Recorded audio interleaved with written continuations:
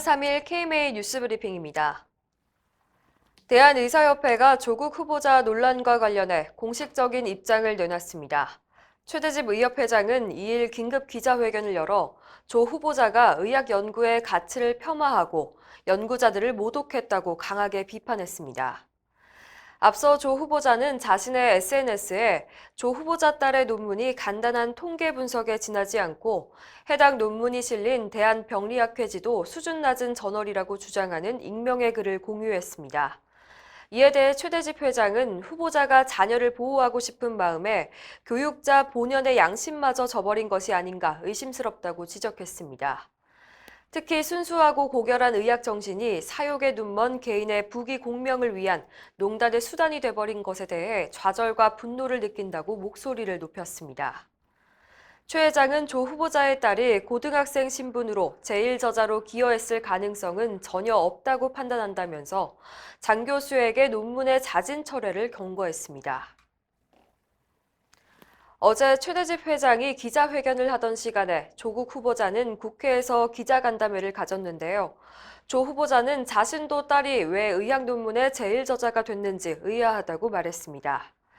조 후보자는 지금은 허용되지 않지만 당시 시점에서 제1저자에 대한 판단 기준이 느슨하거나 책임저자 재량이 많이 있었던 것 같다며 지금의 눈으로 보면 딸의 제1저자 등재가 이상하다고 밝혔습니다.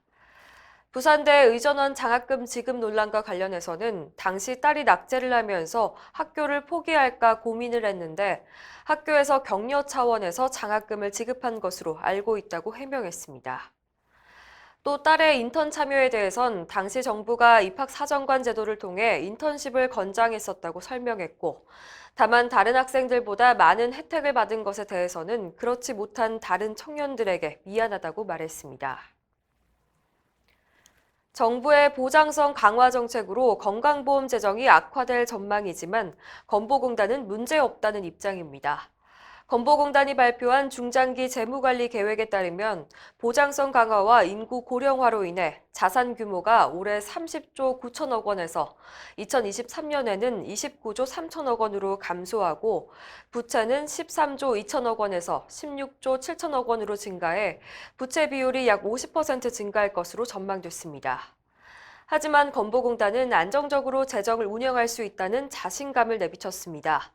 정부의 계획대로 보장률을 70% 수준으로 올리기 위해 적립금을 사용하게 되면 자산 감소와 부채 증가는 당연한 일이지만 오히려 국민 의료비 부담을 낮출 수 있다는 겁니다.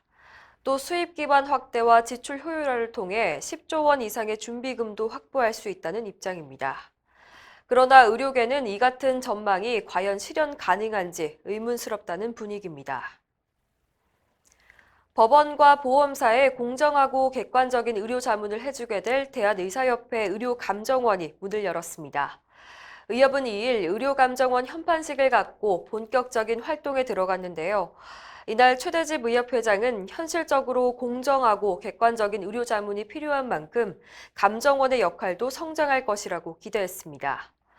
박정률 감정원 초대 원장도 의료감정원이 추구하는 핵심 가치는 전문 역량이라면서 의사와 환자 모두 믿고 맡길 수 있는 감정기구가 되도록 노력하겠다고 각오를 밝혔습니다.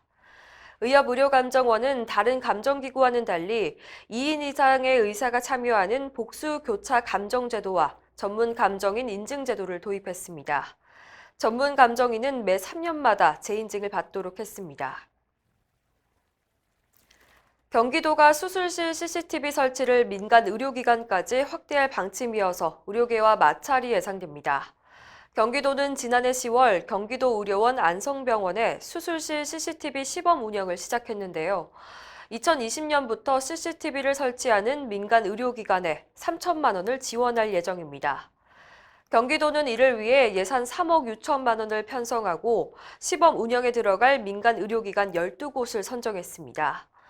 하지만 의료계는 수술실 CCTV가 의사와 환자 간의 불신을 조장하고 환자의 사생활 침해와 의료인의 진료 위축 등 부작용이 우려된다는 입장입니다.